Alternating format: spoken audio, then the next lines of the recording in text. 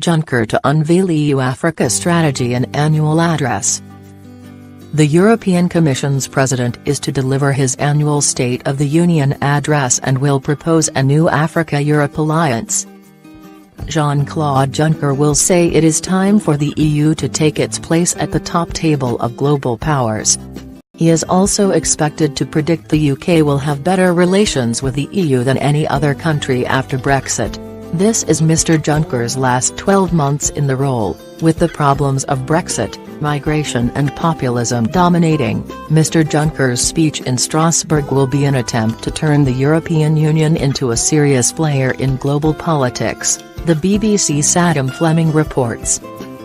The Commission head will propose a new Africa-Europe alliance, based on cooperation rather than charity, leading to a continent-to-continent free trade agreement.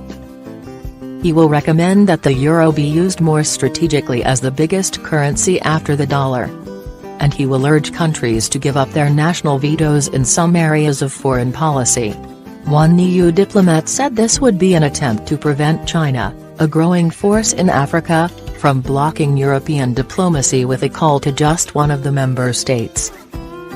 Although this is the final State of the Union address before Brexit, our correspondent says Mr. Juncker will not want the subject to dominate. It is unlikely he will shift the EU's position towards the UK's on access to the single market, but he will nod towards a future relationship that will be unlike any the EU has with another country. An EU diplomat said the message is, "Let's be friends again." On migration, there will be more details on EU plans to add 10,000 guards to the Frontex border agency by 2020.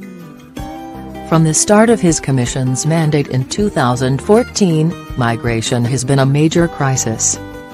It has sparked a rise in populism that has seen power shifts in Italy, Austria, Hungary and Poland, with Sweden the latest country to register a rise in anti-migration votes in an election.